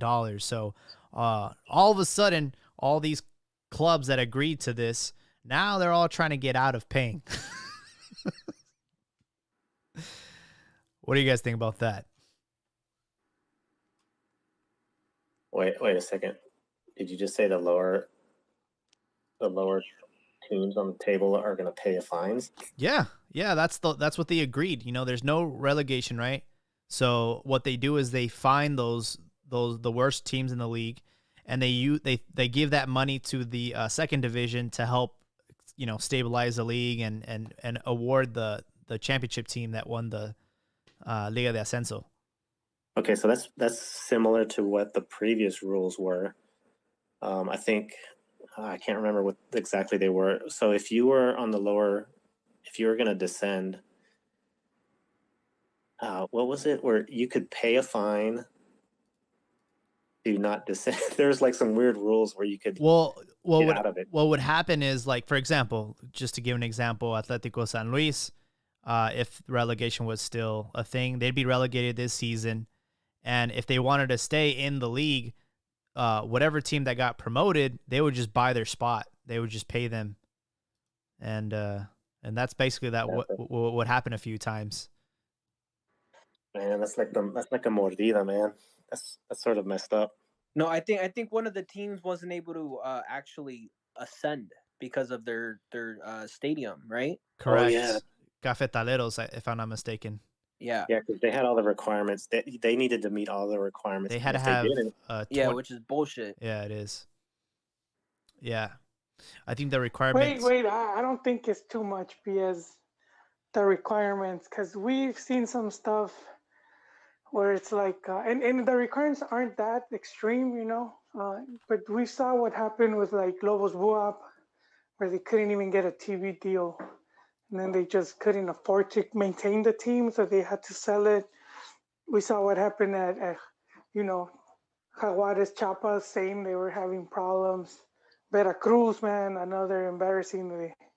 What was it, like a year without paying the players? And so that's one of the other big reasons for the whole merger, to try to link up with MLS, because there's just not that many clubs that can afford to sustain a team in first division. It's so many teams that just will sell their franchise, the franquicia. Mm-hmm. And then you have other teams pop up like Mazatlan, who bought Morelia. They bought Morelia, and then some other team switch names. It's just, you have too much of that. So I do think ultimately they do have to like put in some, oh man, I'm at a loss for words. You're gonna have to, make it like, if you're gonna come in first, at least make sure you have all these things, not just get in here and then you can't even hang. And so you want investors to come invest in that stuff, man, where people. No, but see, that's the smaller clubs. Necaxa is, they have that new stadium they built, and they've been around long enough. But we're talking about like smaller teams like Lobos Buap, and whatnot. But even the MLS is that's madre. Like everything is, man. Like, have you guys seen?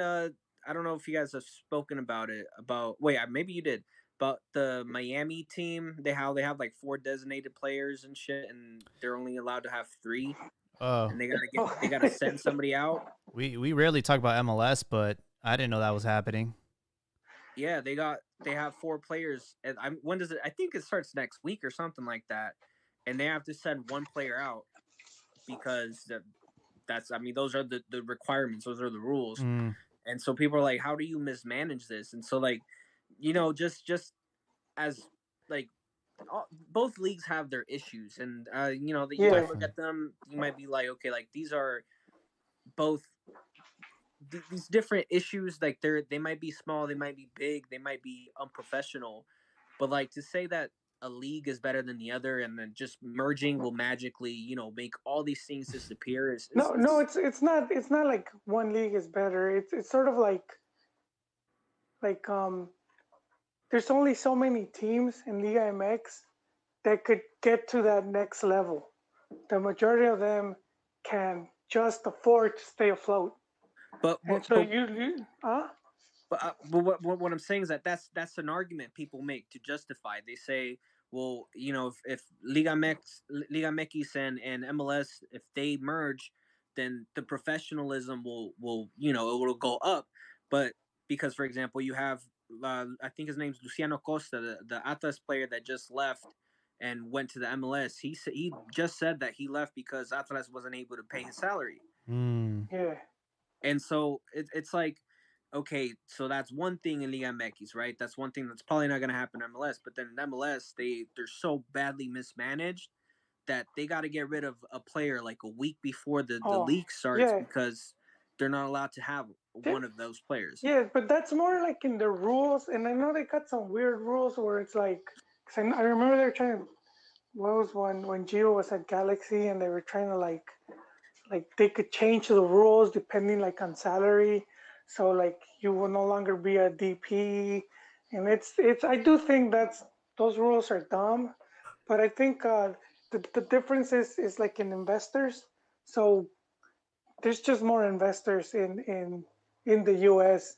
And economy as well. So even at the stadium they could charge more money, and those are some of the reasons where it's like they would Liga MX can benefit if they come and play over here. I mean, it's been years Selección always where they play the majority of games in the U.S. At one point they weren't even playing in Mexico anymore, except for like the hexagonal, and amistoso, and they were all over the U.S. And that's a big reason. It's unfortunate, but you're seeing it. Chivas, man, as the biggest team, and I hate to bring it back to Chivas, but they're like one of the best examples. Can't even land a good TV deal in Mexico. They haven't had a top sponsor in their jersey since Bimbo left, and it's just, and there was this really good press conference from a few years back from Higuera, and he was talking about just how despite Chivas and the ratings and all that, how they just couldn't make money, not even off the gate, not even, so they're pinching pennies there. And so I think that would be the thing, as Franco said, the TV, that's where the money's at. So ultimately, if they could get a TV deal where the both leagues merge, at least to make a tournament, but if they manage like a proper TV deal, and then I think that would help, and it would help a lot of these smaller teams as well, because now it's money going around, similar to like an EPL where each teams gets a nice cut. Very quickly, we have another listener that wants to join in on the conversation. Hey. Let's see what Albert has to say. Albert, welcome to the Cantina. Oh, maybe he's shy. Yeah. Hello? What's up the elbow? Oh, he left. Wow. Did he request speaker or something? Albert requested speaker, and then when I gave him permission, he left. So. Oh, he might have hit the button on accident. He might have hit the hang up button. We got Super Elbow in the building. Welcome. And we also have Frederick Duncan. But yeah, I guess we can end the podcast with predictions. So I just want to hear Cruz Azul America match on Saturday. Who's gonna win? Let's start with you, Joel. Oh, I'm gonna go with a tie. I'm gonna go with a draw. Hello? You going with the safe bets, tie. huh? Yeah, 2-2. I'm gonna make it exciting. A 4-goal draw. So you're telling me you got history on the line, history in the making with Cruz Azul, and they're gonna tie. Okay. No, but it's kind of falls into what you were saying, and I would see if Reynoso would take that into account, just knowing America's been their boogeyman, and how, if they were to lose to them, if it could impact them psychologically, and if they were to meet again in Liguilla, how if it would affect them, So probably, I that's why that makes me think they'll be a bit more cautious about it. Okay. All right. Sit on the fence. Fair enough. Chiquis? I'm setting up this scenario. Cruz Azul's gonna beat them, right? And then they're gonna go up on on full blast in Liguilla, and then they're gonna bow out in humiliation. So I'm gonna say they're gonna I want to say they're gonna take this one. I like that prediction. Little hat trick. What do you think? I was gonna go with the 2-2 draw, but nah. You know what, man? I trust in Solari. 2-1, America. Ooh. But Cabecita's gonna score. That's just a given. I'll give it to him. Cabecita's gonna score, but 2-1 America. Okay, all right. I actually see this kind of no, I think America's gonna win this. I think they're gonna Cruz Azul. I mean, they got their own word in the dictionary now, so I think they're gonna choke, man. And I think that this is going to set off the rest of the season. They're already qualifying in the Liga, but I do think they're gonna crash out. I don't think they're gonna win the championship. I know everyone's hoping they will. I know they keep saying it's la buena, but I just think that they just choke, man. That's like a guarantee. Yeah, but you can always just bet against them. safe bet. Like, they had the opportunity to win the league last season against León in the same fashion that they had won in 97, and they failed to do it. That was their moment. That was like the stars aligning for them in the craziest year, in 2020. That was going to be the craziest thing to top everything, was like Cruz Azul finally won a title, and they didn't do it. So it's like, what's changed now? Nothing's changed. They did change coaches, but it's still Cruz Azul. They still have the majority of the same players. And it's just like, I don't know, man. I just don't. I don't buy it. I don't buy this team. I don't buy it. Do you guys remember when Reynoso played? Like the coach? Jolie? Yeah, I remember. He was a captain. But like what year? 97. 97, 90s, and the 90s he played. Okay. It was like, I wasn't born yet. No, basically, I was like 2 years old. No, because I remember. Look, I remember growing up. I just remember when I was like a little squirt. When I was like 6, 7, 8. I just remember that America didn't lose to Cruz Azul for like 10 years or something like that. Like, it was a crazy long streak, and then they lost to Cruz Azul, and it was like a couple years of like wins and loses and whatnot, and then they went on like another like 4 or 5 year where they just weren't losing to them. So I was gonna say, if Reynoso was like around during that time, then yeah, he probably has it in his head, and he's probably gonna crack under pressure. But if he was before then, and if I remember correctly, he won the championship, right? He did. He did. Yeah, Okay, so then maybe he's the one. He's the one. He's like Stephen Kerr when the Warriors would always choke, and then he finally just went in there and did it himself. Exactly. He might be the one. That's a good prediction. It'll be interesting. It'll be a good game, hopefully. That should be the game of the week, to be honest. All right, I have another prediction for you guys, or question for you guys. Vucetic will make it to the end of the season. Joel, do you think he'll do it, or do you think he's going to get fired? No, I think he's staying. I think if they're going to fire him, they would have done it already. Plus, I don't think it's... Even though they sacked Tena, what was it, 3 games in? Yep. And he only coached 1. I'm still Mine's still boggled there. Not sure what went on, but I don't think it's Pelaez. Like if even if they decided he's leaving, they would just let him finish the season. All right. I thought he did like career suicide against Cruz Azul, but it looks like they're sticking with him for a reason. But Chiquis, what do you think? You think Vucetich will make it, or is he going to get fired soon? I want to say he's going to make it, but it's sort of getting iffy. Like, it's my mind is changing after each week. I think like he's going to be gone if he keeps on like having these results and this negative reaction to his decisions and stuff. But I want to say he's going to make it though. Low hat trick. It's very difficult. I want to say, I mean, he has to have like some sort of like severance package or something to where like there's a reason why he's not getting fired. Like there's no way that they must have to pay him like $1 million or $2 million or something, and they're just like, you know what, like we're just gonna have to wait you out until the players push you out. I think Pelaez, this is Pelaez's guy, right? Yeah, That's right. So then he might just out of pride, he might last until the end, no matter what happens, just out of pride, because this will, I mean, this is a fracaso, right? Especially if they end up, I don't know the numbers, but if they don't make it to the repechaje, it's gonna be a fracaso. But I think it'll be even worse for them if they just end up firing him, as opposed to waiting until the season's over and then maybe moving in a different direction.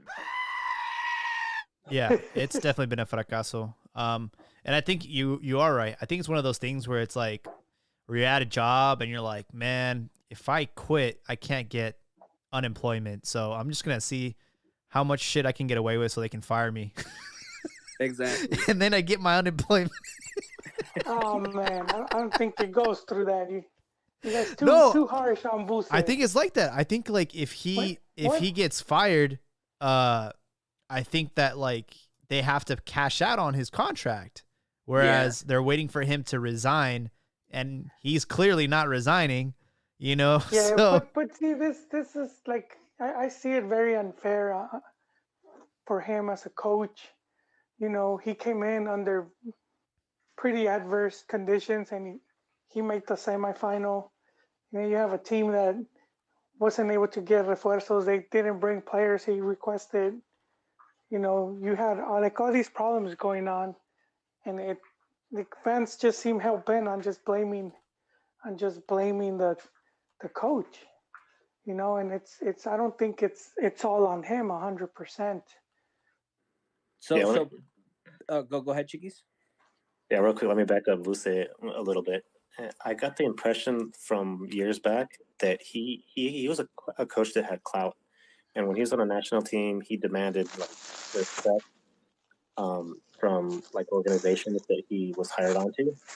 So I want to say that he, had some clauses in his contract to where he demanded this type of respect. Like maybe he has it in there to where he needs to, finish the season, or if not, he's going to, charge, like you guys are saying, an amount of money. So I think that might be another way where he could just make it through the end of the season. And the way he's sort of like throwing some of the players under the bus a little bit, it sounds like, and I always agree that it's not always the coach, because even if they don't make it with Vucetich to the Liga, I think if they were to fire him now and put in another coach, they still probably wouldn't make it.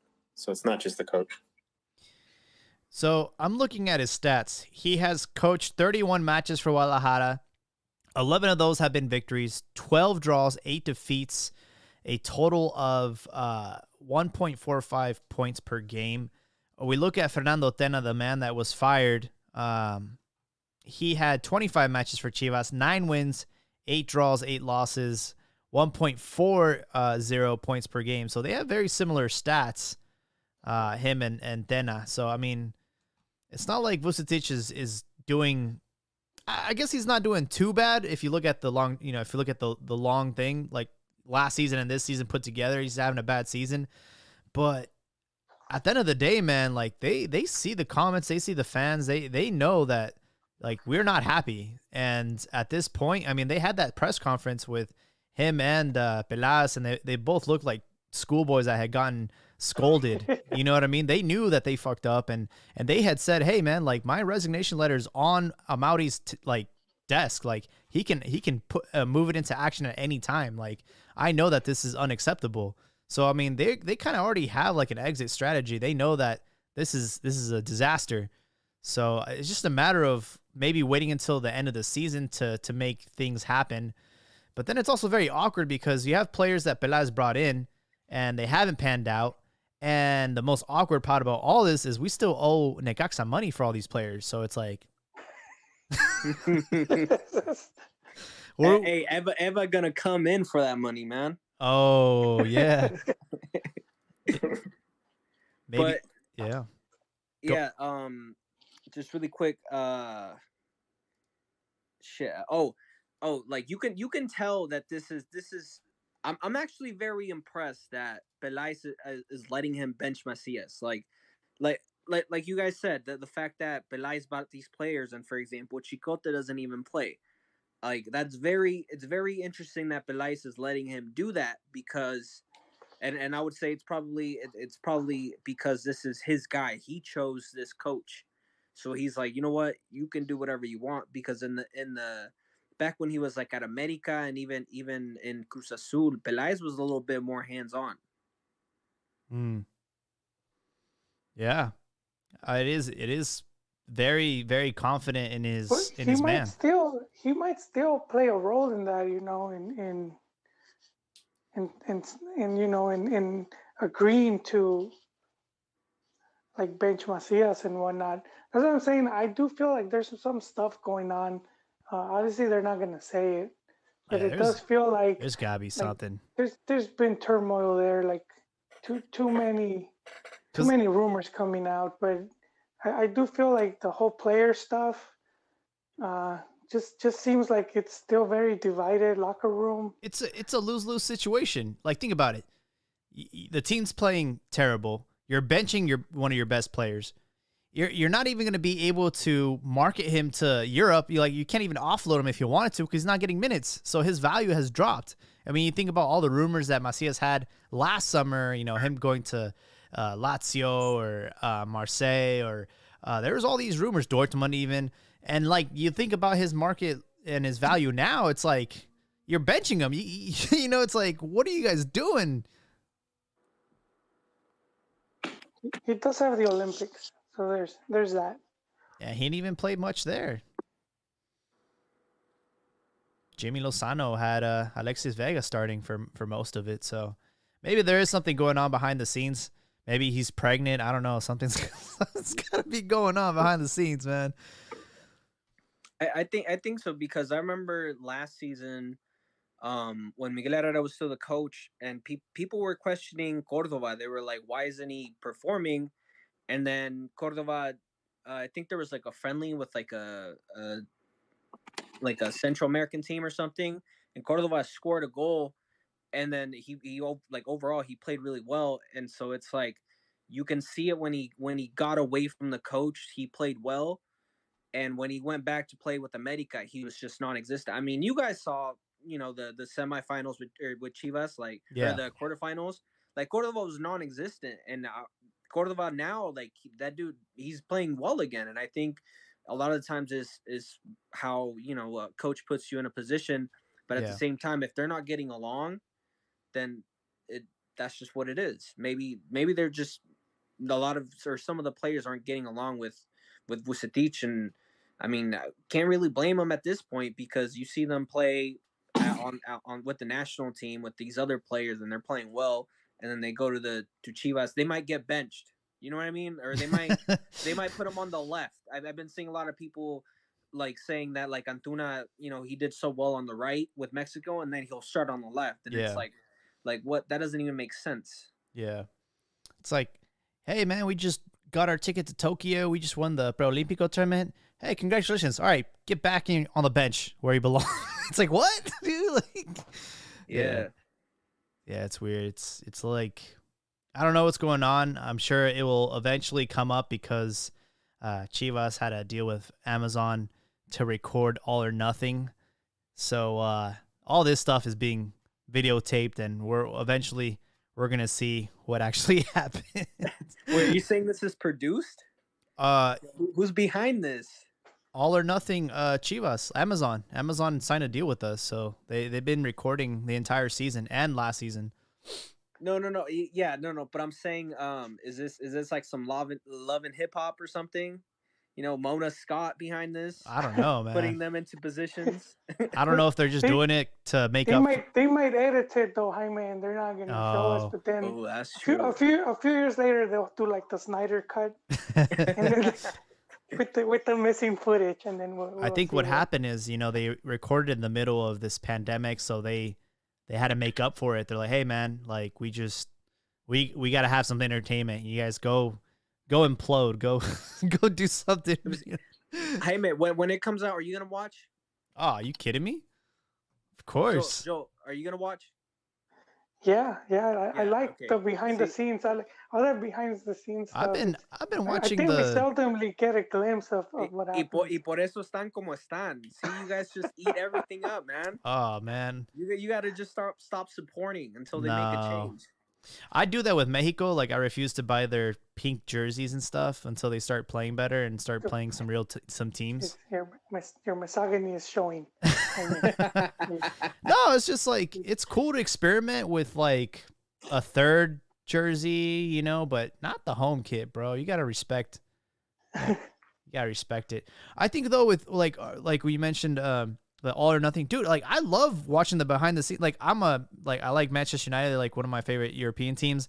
I'll still watch like the Liverpool, like Man City. Like I'll watch all these like shows because they're so entertaining. Like it's nice to see what happens behind the scenes that, you know, we have no idea. Like training, I always felt like I would probably like pay to watch like a team train rather than see them play like on like a professional game, because in training that's where you see all the magic happens.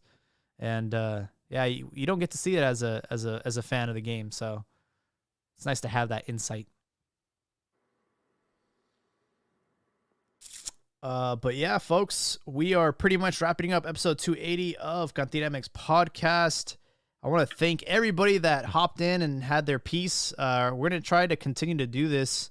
It's really fun to have everyone in on the conversation, but does anybody have any closing thoughts? Joel, we'll start with you.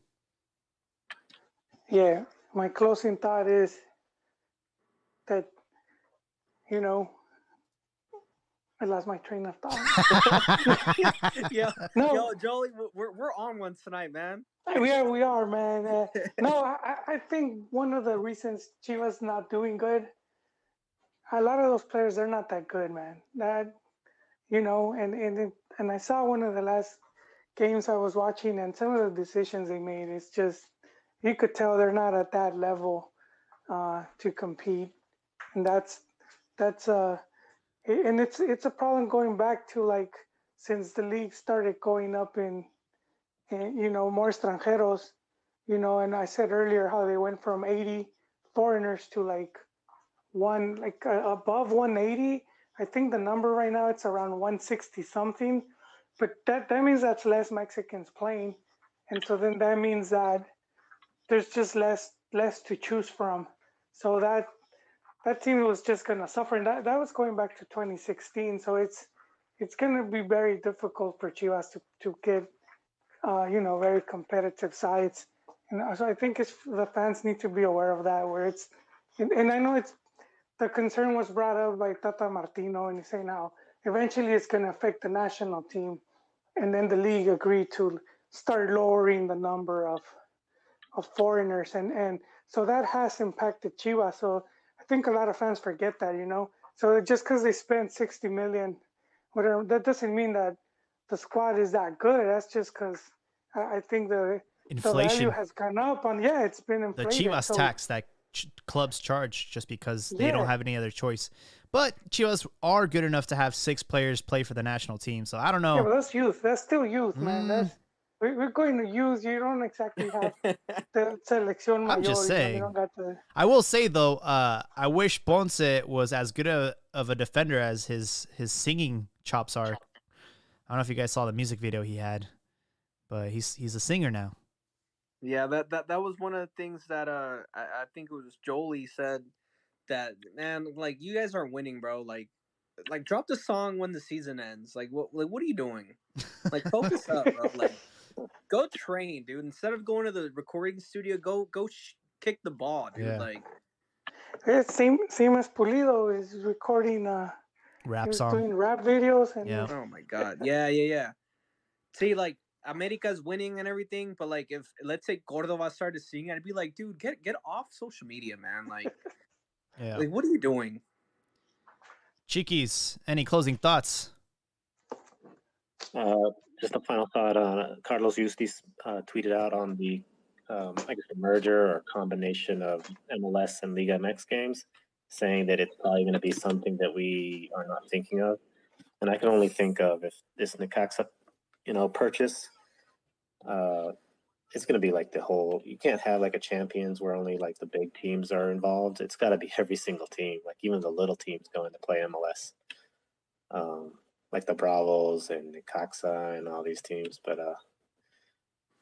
yeah, I'll have to see. I have no idea what's gonna happen with that. But yeah, that's my final thought. I mean, we see through the end try to shove MLS down our throats every time we watch a Liga MX game. So maybe they're just what's the word? They're like programming us. they're buttering you up. They're kidding. Maybe they know something that we don't. They're trying to make Yes. it, I think. That's scary right there. Well, I mean, it's been going on for a long time. Lacrosse, they had what was it, Superliga, Interliga. It's coming back. They've had these tournaments going way back. So I mean, I don't think they just stopped. They just I don't know if you guys keep trying till they get it right. I don't know if you guys know this, but there was supposed to be a MLS versus Liga MX All-Stars match last season. Thank God COVID happened. That's right. And the game got canceled, but yeah, that was supposed to happen last year, man. Little hat trick. Any good closing thoughts? Just that this was dope, man. I listen to you guys every week, and I ain't gonna lie, Jaime, you pissed me off, and I'm just like, cause you guys talk so much about Chivas, and I'm like, bro, like, there needs to be like at least one Americanista that's like just is there to defend us. You know what I mean? So that's why, like, I hopped on and I was like, like, let me try and put on for my people. But this was dope. I appreciate being able to speak and using the platform and whatnot. And if you guys ever need an Americanista, I don't know, like, I know you guys are wanting to do this moving forward, but like, if you guys ever do like a normal podcast or whatever, you need an Americanista, like, I'm there. Just let me know, man. This was dope as hell. Yeah, man. Yeah. We're gonna have to recap the Cruz Azul America match next week, so we're definitely gonna want your hot take on it, especially if there's drama. I think it's gonna be inevitable. There's gonna be some shit happening in that match, so we'll definitely want to have you return. For sure. All right, folks. Well, that is it for tonight. Hope everyone has a great night. Follow us on Twitter, and we'll be back